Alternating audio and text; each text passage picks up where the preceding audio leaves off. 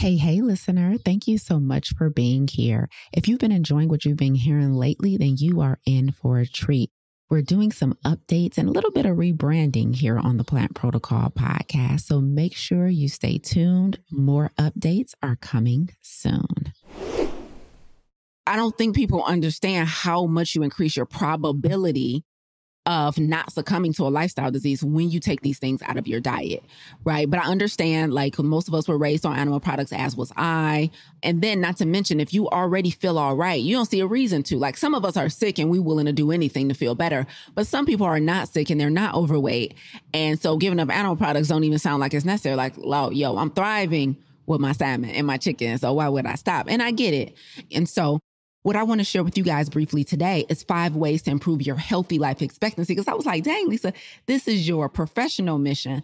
This is your personal mission. But have you ever come on and gave them a direct data to help them specifically improve their healthy life expectancy? Now, y'all know I come on here all day and talk about plants. Like, it's plants every damn day for us, right? So y'all already know a plant-based diet is going to be one of the 5, right? But I was like, let me make sure I compile the other things that I talk about regularly in one episode. Just because someone can live with a disease doesn't mean they should. The overwhelming majority of prescriptions written today are written to treat lifestyle disease. Lifestyle disease is defined as conditions which can be attributed to the way in which a person lives. This includes things like physical activity, drinking, smoking, stress, the quality of our social connections, sleep, purposeful and professional alignment, and of course, our diet. But what if there was an alternative? What if before putting pen to pad, we had a comprehensive solution in lieu of pills and procedures? You are listening to the Plant Protocol podcast for current and aspiring health professionals who are done with simply managing chronic lifestyle challenges and are interested in taking a whole food, plant-based approach to combating them. I'm your host, Lisa A. Smith. It's time to come get this health.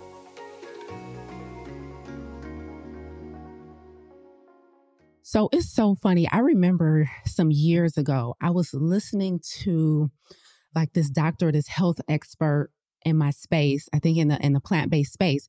And I distinctly remember this aha moment. And I remember this doctor talking about the science. They were talking about longevity and kind of the science of longevity.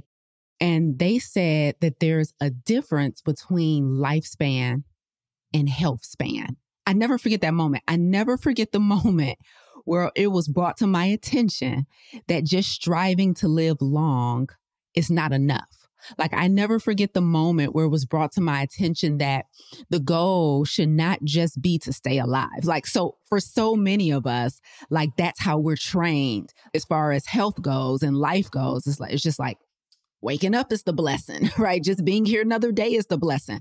So I remember when this particular doctor or expert was presenting evidence for why we should not be aiming just to stay alive, but we should really be setting our sights on improving our health span, right? Our healthy life expectancy and not just our life expectancy. And I was like, wait a minute.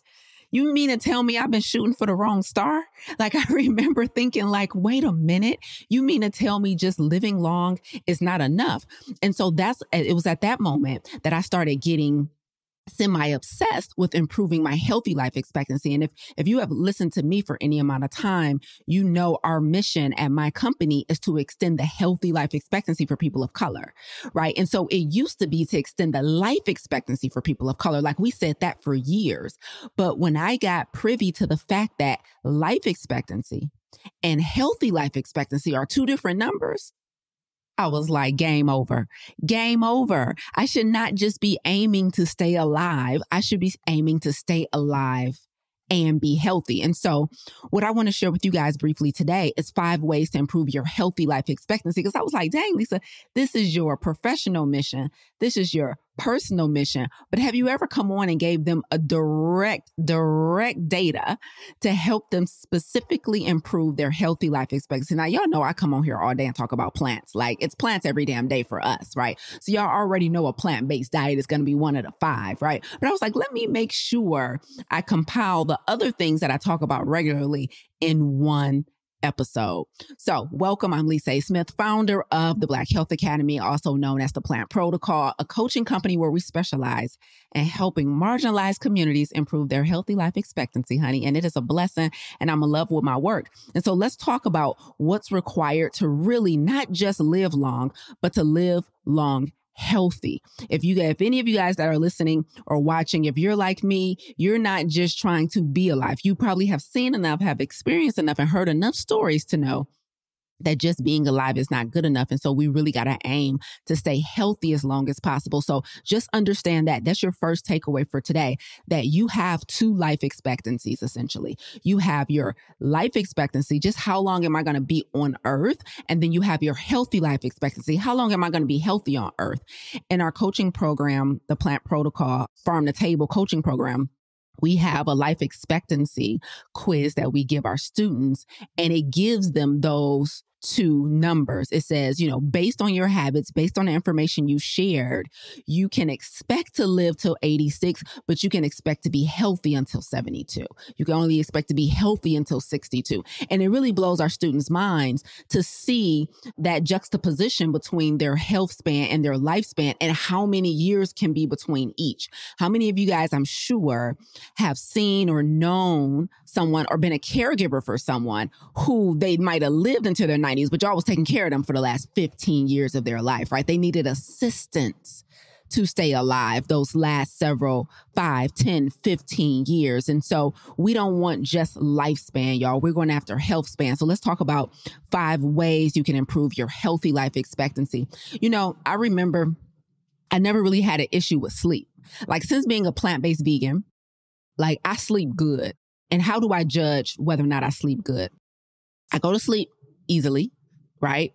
And I wake up feeling good and refreshed, right? I normally go to sleep easy, wake up feeling good and refreshed. So, for the last several years, have said, I sleep good. I get good quality sleep. Now, some of you guys know at the Plant Protocol right now, we're currently doing a 30-day vegan, salt, oil, and sugar-free challenge. Now, I've been a plant-based vegan for a long time. I've been a whole food plant-based vegan for a long time. I've been sugar-free for a long time, right? I've been minimal oil for a very long time. I've never went without salt, and I've never went completely without oil because I never really had to, right? For certain pre-existing conditions, people need to be completely oil-free. And so, but I've always been minimal oil. Like, I don't have olive oil, all that stuff in my house, but I usually get my oil from food. Like, I would still eat, tortilla chips, for example. And so that's like corn oil and salt, right? And so, during this challenge, I've been doing the challenge with our challenger. So since June 1st, I've been no oil, no salt, and I was already no sugar. I was already vegan. And I've slept better.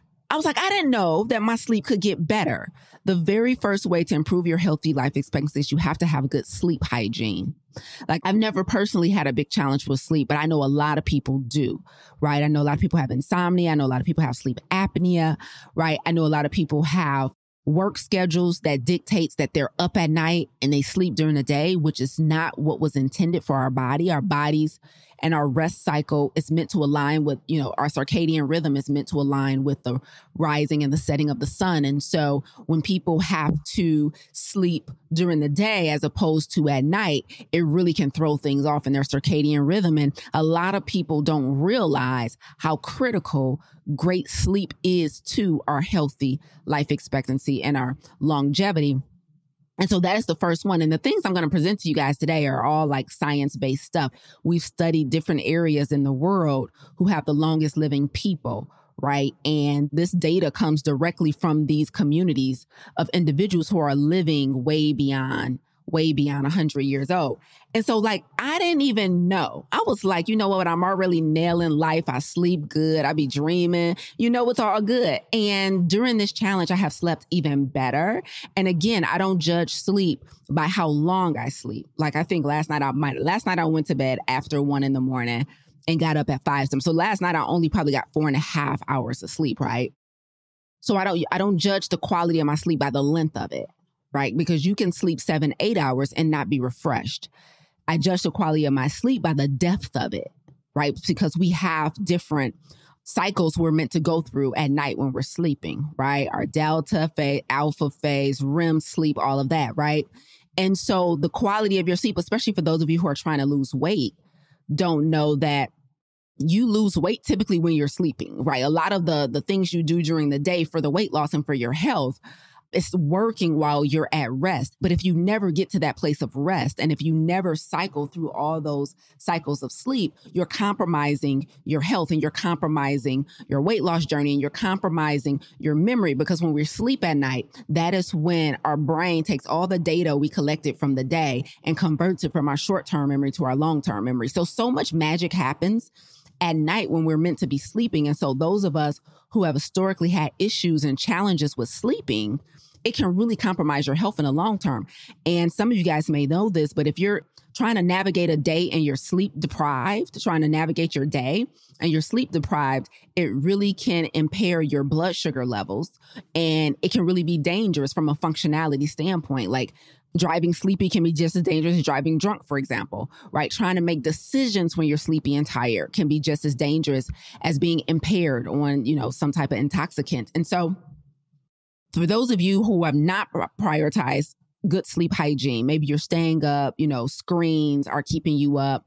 Maybe I remember in my last loft that I lived in, I didn't have a TV for years, right? And I didn't have a TV. So that loft was a proper loft, like where we didn't have any doors. Like the only door was to the bathroom, but the whole space was open. So I could see my bed from my workspace, right? It was a big loft, but it was really a proper loft, and it was like wide open.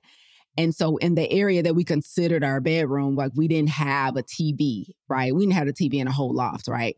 And like that really made a difference for sleeping. Because I know a lot of us are like watching screens before bed and things like this. And it can be very dangerous if you already have a questionable sleep schedule, a sleep regimen. So sleep is one of the first things that I wanted to highlight to you guys as one of the ways to improve your healthy life expectancy is you have to make sure your body is getting put to rest. Your brain and your mind is getting put to rest consistently in a healthy way.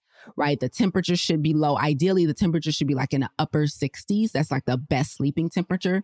You want to, if possible, I know some of us have work schedules, but if possible, you actually want to be at rest when the sun is down, right? To make sure our bodies are aligned with the circadian rhythm and with the cycle of the earth.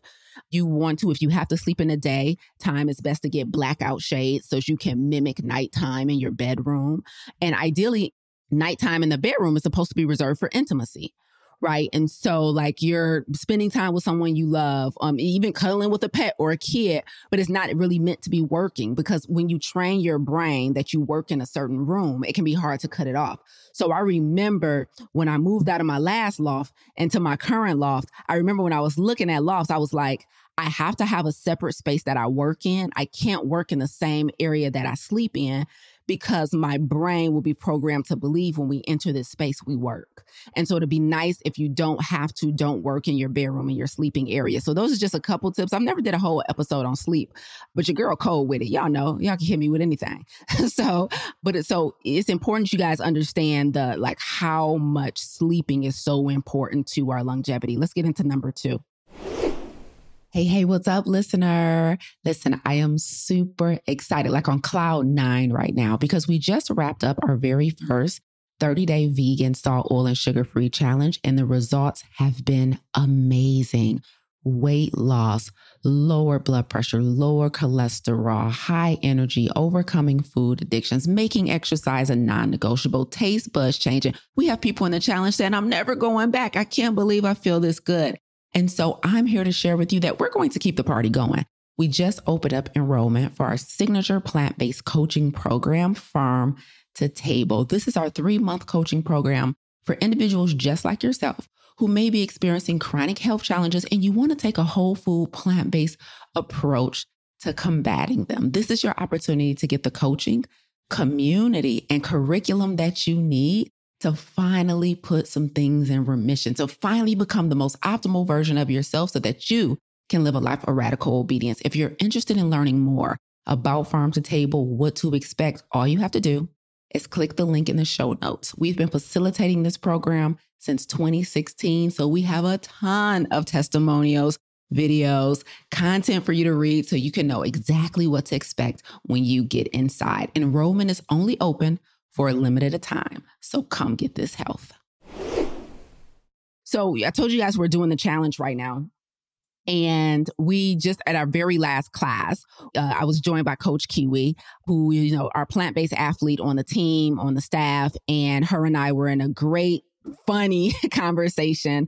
And we were talking about physical fitness and we were talking about exercise. And I remember during our VIP Q&A session at the end of our last challenge class, someone asked a very specific question. She's like, I can't do a whole lot from an exercise standpoint, but what can I do other than just walking? What can I do that's something that's more effective, right? Essentially what she was saying is that I feel like walking is not enough. I'm not gonna reach my goals just walking. So can you help give me some tips based on my limitations of things that I could do that's more effective than walking? And I answered her question and I told her, Kiwi answered the question, but I told her, you've made the first mistake already. If you think walking is not effective, then you're completely wrong. The second way to improve your healthy life expectancy is definitely to be walking. Now, more exercise, of course, exercising, period. But here's what the science shows. We know exercising is healthy. Weightlifting, running, different variable types of cardio. Some of y'all are super athletic and y'all doing some super cool things. But I think people because there's so many ways we can exercise and get movement in, some of us have kind of minimized the effectiveness of walking. Now, what the science shows in the blue zones, in these areas that have the highest concentration of centenarians and people that live over 100, but not just live over 100, live over 100 healthy. So they're still in their right body, their right mind, and they're independent. They have a high level of independence. Is that they walk regularly. So it's not, you don't have to run. You don't have to do marathons. You don't have to do a whole bunch of weightlifting. You don't have to do, CrossFit and all of these things that can actually be harmful over time to the body and the joints if you're not careful and if you don't recover properly and if you don't have enough variety. But walking alone will improve your healthy life expectancy, right? By many, many years. And so that is the second. So I walk regularly. It's so funny. Just this morning, I went out for a walk, right? And I was going my regular route and I was about to enter the park that I like walking through. And the security guy, he stopped me. He came up to me. I don't know what my issue is, y'all. I have an issue with authority. This happened to me last week too. They were doing, having an event in an area that I normally walk in. And they had this metal detector on the freaking sidewalk. I'm like, why is there a metal detector outside? So there was a metal detector on the sidewalk, but we weren't entering into a gated space. I understand a metal detector outside if you're entering into a gated space. Anyway, I didn't see the logic behind the metal detector. I didn't walk through the metal detector. This guy jumped in front of me and was like, you got to go through the metal detector. And so I have an issue with authority, a real issue. I don't know why, but I felt fire bubble up in my spirit. I was like, no, I don't. And I snatched out one of my AirPods. I'm like, what? God's still working on me. Whew. I'm like, what? You know what I'm saying? And he's like, you got to walk through the metal detector. And I begrudgingly, everything in me was like, don't do it. You ain't got to listen to him. Who is he to tell you what to do? It don't even make sense to you. It was so much rebellion in my spirit. And I don't know why. And so I begrudgingly turned around and walked the freaking metal detector, right? And with an attitude. And I instantly felt bad. That didn't even have to, you giving this man attitude. This didn't even have to happen like this. So I said all that to say, just this morning, I'm walking into the park that I usually walk into. And again, another security guard came up to me and was like, hey, sis, you can't come this way. He called me goddess or something. Hey, beautiful goddess, whatever. He's like, you can't come this way. So I felt the bubbling in my spirit from the metal detector situation just, the week prior. And I was like, Lisa, nope. You felt horrible after that. Don't get an attitude with this man. Be nice. Just listen to what he's about to say and just act accordingly, right? So he's like, you can't come this way. I was like, why? That's the best I could do. I was like, why? He's like, because we're doing the fireworks tonight and we like keeping the park open and clear is no. I'm like, that makes sense. Okay, have a good day. And I turned around. I found another way to walk, right? And that story had nothing to do with what I'm trying to share with y'all today. But my point is I was walking. That was my point. And also my point that I got to work on my temper. I don't know where it be coming from, but when an authority person tell me something that I don't think I have to do, it's a wild ass time in my spirit. So I was walking and I got my miles in this morning still. And then after that, I did some strength training, and it was a beautiful thing and it feels so good. And as much as I do hard workouts, like I do really hard workouts too, right? Like any given day, you're going to catch me with some reverse lunges, with some squat jumps, with some deadlifts, whatever it is. And so I do the hard stuff too, but I have never in my mind allowed myself to think that me just taking, a 5-mile walk is not enough or not good enough. And so that's all I want to share with you guys. I just took a really long time to say that walking is one of the best ways to extend your healthy life expectancy, right? Health span versus lifespan. Those are two different numbers. And so if we're trying to live long, you could do that. But if you're trying to live healthy for a long time, the blue zones have showed us, like these centenarians in these different parts of the world that are living long, they're walking on a regular basis. Like they can't deadlift anymore at 95, but they can damn sure take a 2-mile walk. And so if you guys are not walking and moving and being intentional about that, it is definitely time to start. So that's number 2. That's the second way. The third way is, so this past weekend, I'm like, let's talk about every way. Let's start with a story. So just this past weekend, I was in DC, right? And yesterday I had a wonderful lunch with a really good friend of mine and colleague. And she invited someone else. She was like, I want the 3 of us to have lunch together. And I think it'll be so cool for you guys to meet. Like, we're all in the same health space for like the health for Black people. And I think it will be so cool. And so we went to Hell's Kitchen. Side note. So we went to Hell's Kitchen, y'all, because I found them on my Happy Cow app. That's a tip for y'all who trying to live this plant-based vegan lifestyle in these streets, right? That's the app I use to find plant-friendly places around me. So I was like, okay, Gordon Ramsay, all that junk you be talking about vegans, look at you with vegan options on your menu. So we went to Hell's Kitchen, which was beautiful, off the water, down at the wharf. It was just a whole vibe. And I got like the vegan scallops, we got the vegan risotto, we got the beluga lentils, and this phenomenal market salad. Fire. So if anybody is ever in the DC area and you need some vegan options, definitely check out Hell's Kitchen. They had some dope options and it was delicious. It was phenomenal. So anyway, we're at Hell's Kitchen, right? And we're out to lunch, and it is so fun to meet new people, especially when you meet new people with aligned values and purpose and mission and just kind of in the same space in your life. So I met a new female founder, and we were able to have like this 2-hour lunch yesterday, and we're kicking it and we're talking. And then afterwards, I got to spend some more time with her because she ended up dropping me off somewhere. I needed a ride. And that was like another 40 minutes of us having a good time and talking. And the next way you extend your healthy life expectancy is with social connections.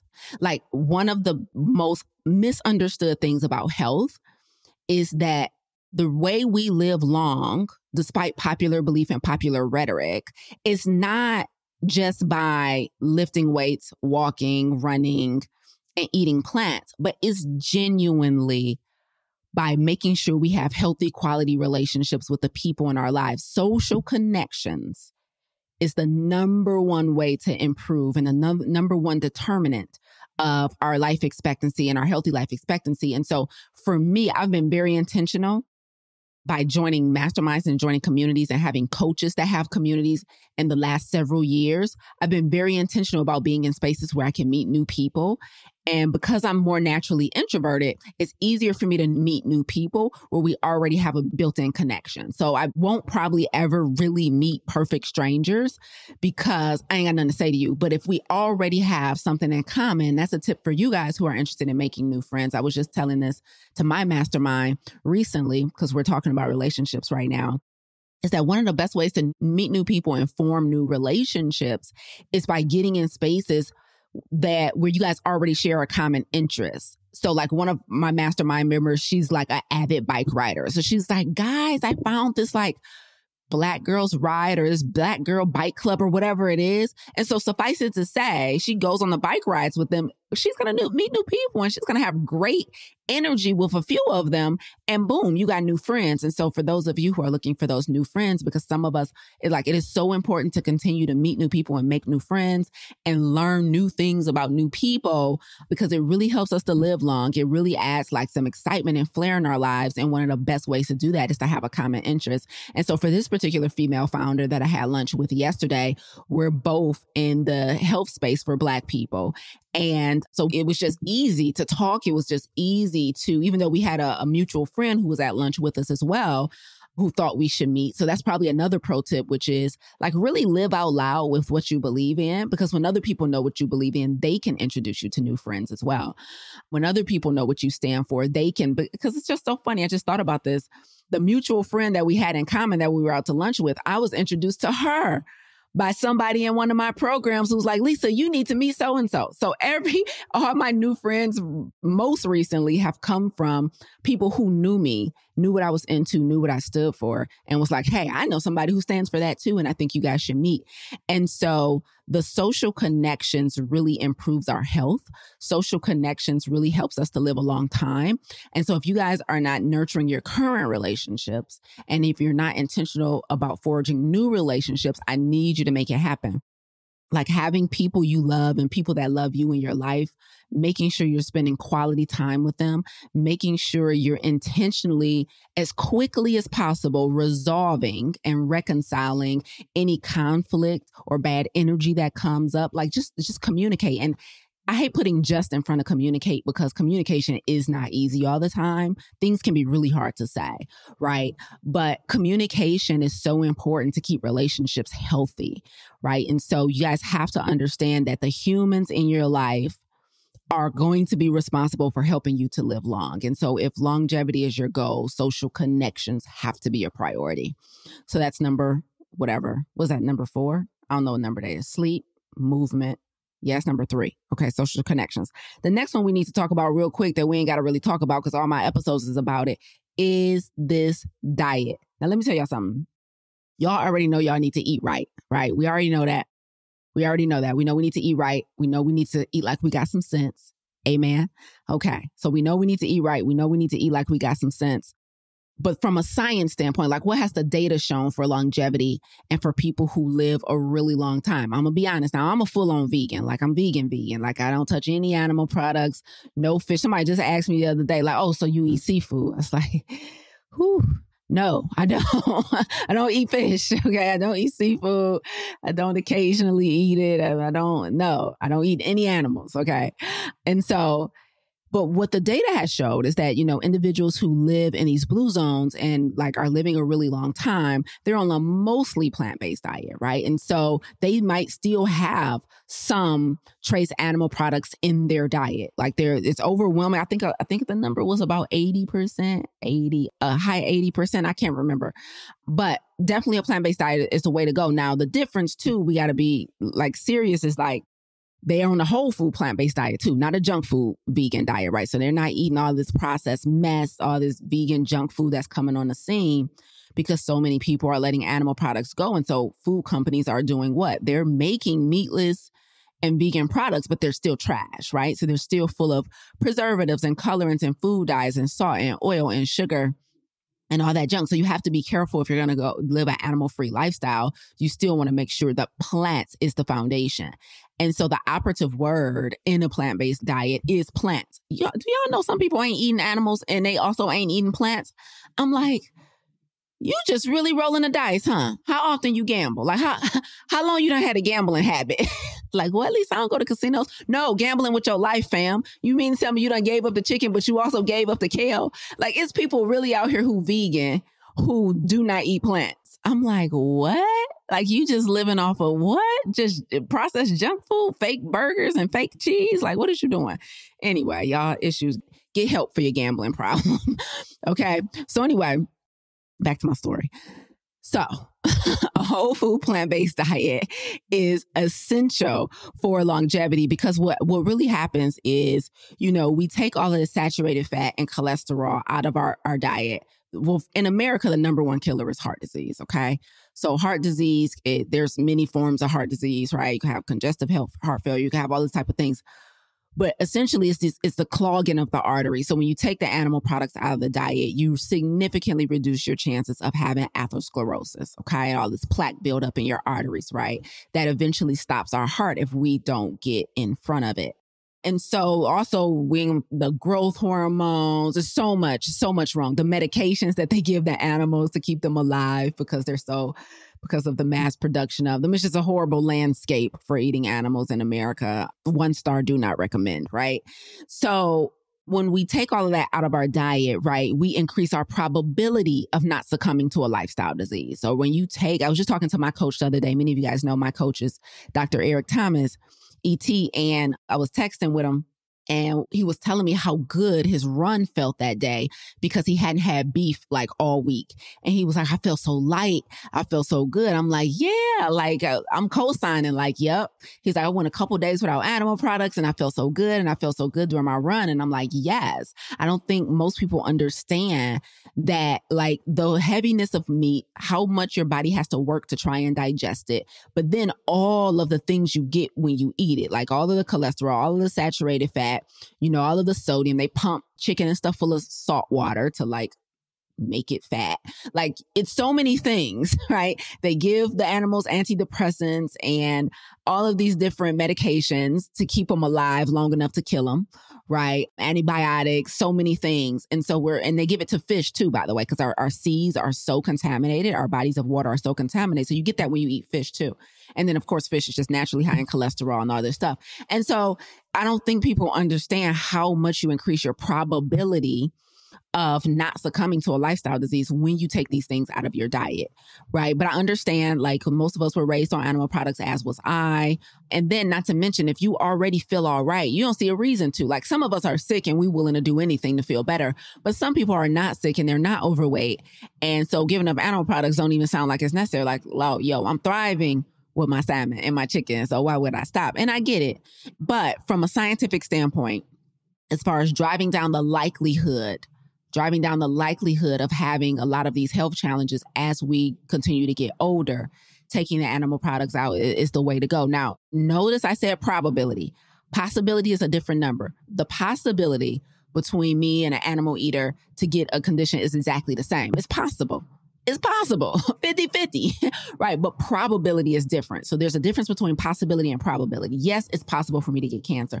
Yes, it's possible for me to get heart disease. Yes, it's possible for me to have kidney failure or diabetes, but probability is real low. It's just not a whole lot of plant-based vegans with type 2 diabetes. I'm sorry. It's just not a whole bunch of plant-based vegans that are obese. It's just not a whole lot. It's just not a whole lot of us dropping dead of heart disease. I'm sorry, right? So the probability is lower. Okay. And so that's what I'm shooting for, is the probability. So of course, that's number 4, right? Of how to improve your longevity is to really consider getting as close to a whole food plant-based diet as possible.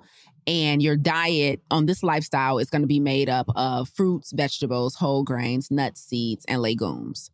Powerhouse foods. Like things like mushrooms and sprouts are so cancer fighting. It's crazy. Like it's so much medicine in food and plants, y'all. Like all protein comes from plants. It's just amino acids are found in the plants.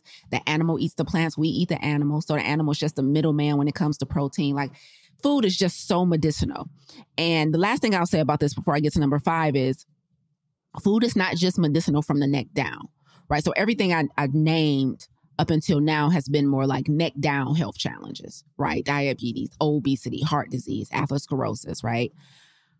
But for me, one of the most powerful results I got from removing animal products and refined sugar and almost all oil out of my diet was from the neck up for me, right? So the way my brain works, my recall, my ability to concentrate, my emotional intelligence, being able to process my emotions better because I don't have all that hyperactivity in my brain from sugar and hormones all crazy. Like it's just so different. And so I was talking to someone yesterday. We had the film premiere yesterday and he came out the film And he's like, so plant-based diet, huh? Okay, so it'll be good for my hypertension, huh? And he's like, well, what'd it do for you, right? He thought I was about to get into all the from the neck down stuff. I'm like, oh, my brain is next level. Like I'm running laps around these people out here, right? Like I'm creative, right? Like I can process my emotions, my concentration. I'm currently writing a book and I'm just locked in. It's just easier. Just things come, neurological functioning just comes easier. I'm like, it's crazy. Like my ideas are through the roof. Like it's just phenomenal. I feel more intelligent. I really do. I feel more intelligent. And so he was like, I saw the shock on his face. He was like, oh, right? Because he's about to, I hear you. I hear you. I can get off my hypertension pills if I go plant-based.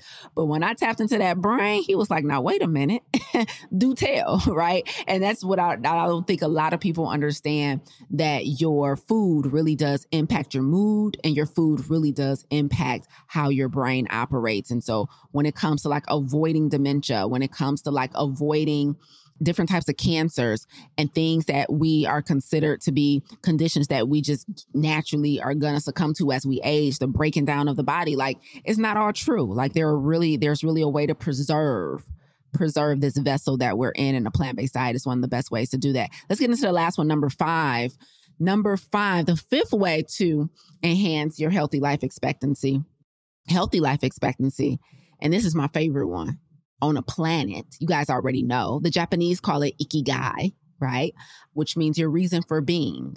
And so what we've learned by studying the longest living people in the world is that one of the best ways to stick around and be healthy the whole time is to have meaning and purpose in your life. Now, y'all know what we call it in my ecosystem. We call it being radically obedient, right? And so the Japanese call it ikigai, and it's really about having meaning and purpose in something that really gets you out of bed in the morning. And so I told our challengers when we first started the 30-day vegan challenge, I told them, my purpose is you. Like, you're my assignment. Like, I'm on here. I wake up every day because you guys are my assignment. I got a beautiful message from a challenger just this morning. Like, she literally sent it to me less than an hour ago.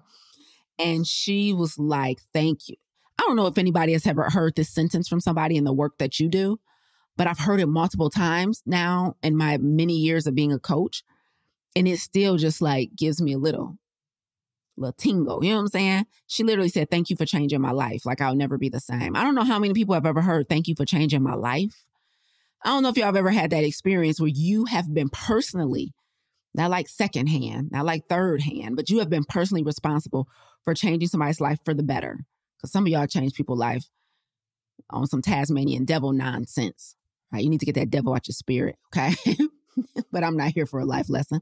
But have you guys ever been responsible for changing somebody's life because of the work that you do? It feels amazing. That is the best dopamine hit ever. Like, if you want to be addicted to something, be addicted to changing somebody's life. You know what I mean? And wake up every day. Use the gift that God gave you. Repurpose your gift to improve the life of somebody else. It's that simple and it's that hard, right? Like, use the gift that God gave you to improve the life of somebody else. And you could do this in multiple ways. Man, you could be responsible for repairing credit and change somebody's life. Like, you could build houses. You could be a real estate investor. Like, you could be, we know the typical life-changing professions, pastor, doctor, lawyer, right? But teachers change people's lives, like content creators. You could be a social media manager and change somebody's life. Like, what is your gift and how can you make it life-changing? You know what I'm saying? Does that make sense? Travis said, I got to get that devil out my spirit immediately. I promise you. And so having the fifth way to improve your healthy life expectancy is having a genuine organic reason to wake up every single day, having a genuine organic reason to open your eyes and make it worth it, like every single day. So it is so important because, like, purpose heals. I tell our students that all the time. Like, purpose heals. Like, plants, exercise, yes, but purpose. Purpose will heal you, because what happens when you have purpose is you stop making it about you. What happens when you have purpose is you get to put things in perspective because you're not constantly mulling over and obsessing over your own problems and your own issues. Imagine waking up and becoming obsessed with somebody else's problem. Imagine waking up and being obsessed with somebody else's challenges. Imagine waking up and being obsessed with somebody else's limitations and having the gift and the talent and the mastery to help them to overcome that. And then you just waking up you just coming back from your morning walk and you get a DM from somebody like, thank you for changing my life. It's a beautiful thing. And I'm not even gunning for the DM. Like I didn't set out for that praise. Like I don't need to share it publicly, right? But I need to share it publicly, right? Because y'all need to know that it really is possible for you to extend your own life by working to extend somebody else's. And it is nothing better. There can't be any better medicine. Like I believe they're making strides and advancements, but there can't be any more better medicine than self-actualization. Like there can't be a better treatment than radical obedience. I just don't believe it exists. I really don't. So here's the takeaway for today at 37 minutes in. Here's what I need y'all to know. I started this episode off telling you guys that there was a difference between health span and lifespan. And what I realized like over my journey is that living long has become low-hanging fruit.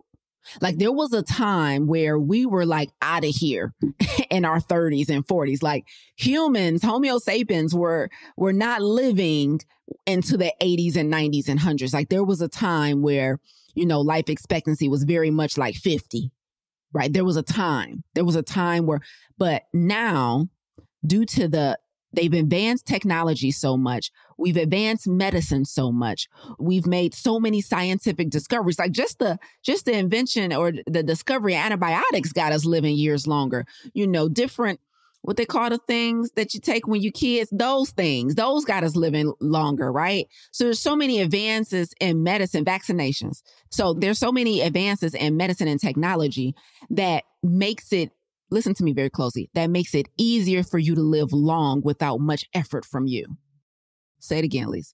There's so many advancements in technology and medicine in our society, industrial society, technological era, that have made it easier for humans to live long without much effort from us.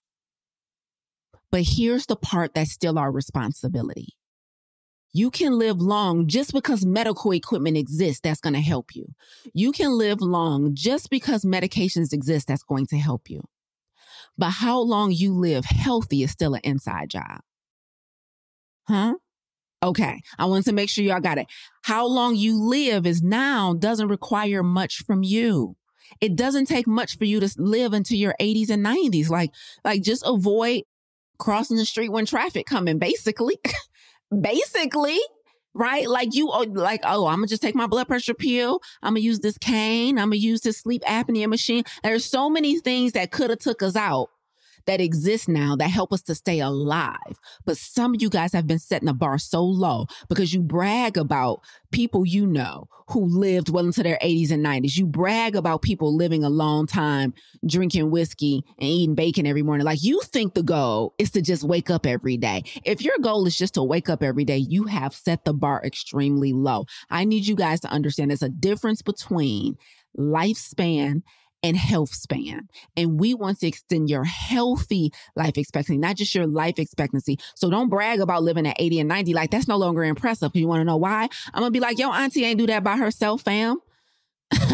like we had the medication that kept her alive for 10 years. Now, if she lived long and was active and on her feet and in these streets until she was 80 or 90, fully active, now I'm impressed. But don't tell me another person in your life who done live long, because these days you ain't even got to work that hard to live long, right? Again, just don't get hit by a bus. However, if you live long and healthy, like let me meet your 95-year-old grandma who still drive, grocery shop, still teach a class once a week, go swimming, right? Hang out with doing cartwheels with her grandbabies. Now I'm impressed because her health span is just as long as her lifespan. And that tells me she has done something significant. And so that's the same thing I want to impress upon you guys today. Living healthy is still an inside job. That's it and that's all. So I will see you guys next Monday. Have a phenomenal week. Bye, y'all. You tuned in today because, like me, you're a disruptor. You're passionate about health and you have firsthand experience of taking a whole food plant-based approach to combating chronic health challenges. You want to see lifestyle and dietary modifications become the norm in the way in which we practice healthcare. However, you need mastery around nutrition and lifestyle science, a better understanding of behavior change to improve client compliance, and confidence in your ability to effectively coach clients to adopting those lifestyle modifications. You need the Plant Protocol. Visit theplantprotocol.com to apply, and let's work together to improve the way in which we care for our most prized possession, our health. Thank you so much for listening today. If you enjoyed what you heard, please consider rating and reviewing this podcast. Until next time, remember, radical obedience is still undefeated. Stay obedient.